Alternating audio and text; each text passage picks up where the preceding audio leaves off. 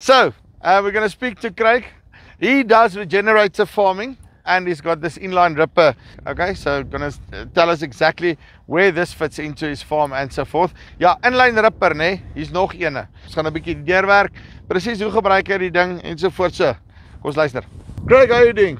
I'm fine, and you, Chippy? No, I'm good, thanks. Okay, so you're here in the Mooirivier area. Yes. Quickly explain to me a little bit about how does your farming operation work? What do you do? What do you cultivate primarily? And then we can get to where this thing fits in. Okay, so we grow maize for silage and for grain. Yeah. We feed cattle, yeah, we got a small feedlot here. And, yes. And yeah, it's. So it's do I understand you correctly? It's primarily maize that you actually grow. Yes. Do you go into the into other crops, wheat, those types of things, or just predominantly maize, and there are then just some let's call it cover crops and not. I don't want to get the what do you call weiding? Forage. Forage. Yeah, you see, there my English is already up. Nee. So the forage crops that you also put in. Am I correct? So we just do cover crops, rotate lands every now and then, but primarily we want to try and grow maize year on year, but then put cover crop in with it and just have a growing root all year round.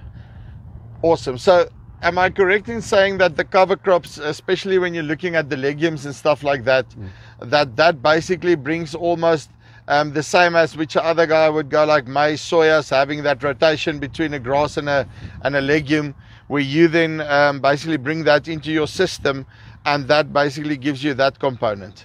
It's hard to get legumes to work with maize because you generally got a flout on, and you don't get a good take trying to get a legume to grow. We'd rather pull out a block and then plant a cover crop, 2 cover crops for a season. Yeah. And then go back to maize. 100%. Okay, and then obviously that with the regenerative farming, if you're looking at this block here, you don't want to, the way that I understand it, till the soil too much or disturb the soil in terms of turning it around and so forth. Is that where this ripper comes in? So we want to try and not damage the structure of the soil as much as possible. So the problem I think most farmers have never really ripped deep enough, and we've been ripping as deep as a hard pan and not going through it, and so a lot of the thinking in America is to rip deep, get the oxygen down, and then to do a shallow cultivation at the top and just make a seed bed and plant into that. But am I also correct in saying that that's also a cultivation that doesn't need to happen every year? You don't need to loosen it up every single year. Once every 2 or 3 years, that should be sufficient. Yeah, I think so. We're still new. I've only had it 1 year. Yeah. But the first thing I've noticed is that where we have ripped, we've got no runoff anymore. There's no erosion. The water runs in and not running off with the soil. And that for me is a huge and especially here where you are, I mean, that's important, because here's hier in die skynstes, nee. Yeah. It's downhill from here. If I don't know if I can put it, if I can get in waterpas here, you can see there's not one piece of flat ground on this farm. jy boer tussen die berge en die dale, nee. Yeah. Okay, so then you started looking for you say about a year ago, so started looking for an inline ripper. Okay. Yes. So how did you decide on the carrot jig? So I looked overseas at a lot of rippers there, and I actually looked at Unverwerth, and this I didn't realize that Monotech actually imported the components from Unverwerth, and then they build the frame here and then bolt the Unverwerth components on, and this is basically what it is. So the thing I liked about it is that it's got a trip mechanism. It trips at 1,500 kgs. And this is basically these yes, cylinders that works here. So is that like a type of a closed hydraulic springs? What is in here? It's just a spring. Oh, so it's like this. Let me just quickly. So it's basically the same almost as that spring. Yes. But you've got 2 springs that's in there. So I think it's designed to trip, and then it pulls itself back in. So you don't have to stop when you're driving. If it trips, you just keep going and it pulls itself back in. And in terms of then loosening the soil properly, because I mean that's something that we've seen now is with these inline rippers that it actually breaks the soil from tine to tine properly. Yes. So you don't get those, let's call it those shallow pockets that shallow at the top. You get that formation in the ground. You basically get a better breakage in the soil. Was that your experience? Yes, it breaks the soil beautifully. You know, there are other rippers in the market and they all do a good job, but you know, this is what I decided to go for, and I'm very happy with the results. And the coaters that you've got in the front, do they work properly in terms of cutting through the material and not getting those big clots you get at the end of the day? No, it does a very neat job. Very few clods coming up. Obviously, the drier and the harder it is, it does get a bit rougher. But after a rain like we've had now, it'll do a beautiful job. Awesome. But okay, so you've got your penetrometer there. I mean, let's put it in and then let it go through a little bit, and let's take the penetrometer and see what we see.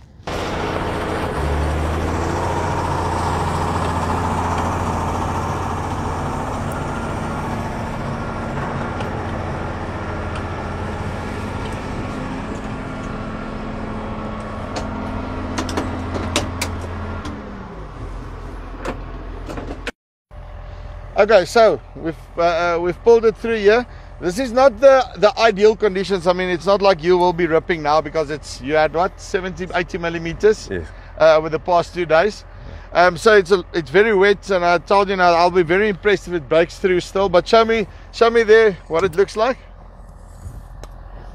I mean, goes through easily. And let's go a little bit nearer to the tine, because that's now right smack in between the tines. There it goes through. And I mean, even in these conditions, you're happy with the breakup, eh? Hy is bietjie te nat vir my. Ja, ek sal like of hy bietjie uitdroog. Ek sal sê as ons môre begin is beter. Ja, dan sal hy nou actually beter werk, dat jy hom mooi kan deurkry. But I mean, it's still breaking up the soil properly. Ja. Even in these conditions. Ja. En dan aan die ander kant wat ek gou weer wil hoor, nê, is hierdie wear parts en al hierdie goede wat hier op is, nê. Want is een van die klagtes wat ek by baie van die ouens kry. Hulle sê ja, die inline rippers werk, maar die wear parts is 'n probleem. Hulle wear vinnig uit. Wat is jou ervaring op hom? Ja, hy hou nie baie lank nie, maar ek sit bietjie swys op hom en hy hou langer. So basically net by een van daai ek noem hulle altyd die blou rods. Nee.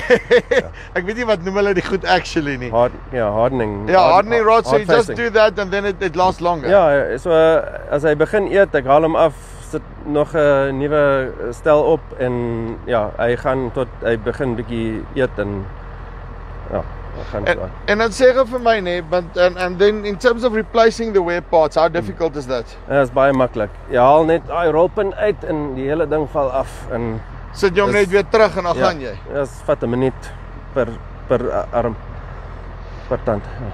En sê gou vir my in terme van met jou boerdery die afgelope jaar wat jy die goeders deurgetrek het, wat 'n verskil dink jy het hierdie implement in jou boerdery gemaak? Die grootste ding wat ek gesien het is in die droë periode. My mielies het baie minder gesukkel. So baie minder stres gehad en die water kan wegloop as dit te veel is. Diens en daai tipe van goed? As pyk. Ons gebruik Moimac wat naby aan ons is en hulle het al die onderdele en hulle diens is ongelooflik. Hulle maak oop vir jou enige tyd as jy hulle mooi vra. Ek sê altyd as jy met 'n nuwe ou begin besigheid doen in boerdery, nê. Jy sê hom niks nie, dan al wat jy doen is jy bel hom 5:15 op 'n Vrydagmiddag. Net om hom te toets. As hy die telefoon antwoord, dan weet jy nie 'n shop. Wel, hulle maak oop op 'n Sondag as jy mooi vra. But you see, that's at the end of the day what you need, because hulle sê hulle kyk boerdery, die belangrikste ding is jy moet doen wat gedoen moet word wanneer dit gedoen moet word, nê. As die kalf van die put is, dan moet hy uit. Ja. And if you've got a company like that stands behind you, then that's reassuring. Ja, alles dis die hoofrede hoekom ek hierdie masjien gekoop het, is want hulle diens is so goed. Right, so dit is Craig hierso van Mooi Rivier se area. Okay. So, daai Manotech inline ripper, daar's vir jou nog 'n opsie hierso. So julle kan sien, hy werk definitief, penetrometer deurgetrek en is regtig nat kondisies hierdie nê. Ek dink as hy bietjie ideaal is, 'n bietjie droër is, gaan hy hom actually net nog beter breek. So, liedjie bo of hier onder, kan julle met hulle in kontak kom. Dis die van Farm Spice af. Tot volgende keer. Groete.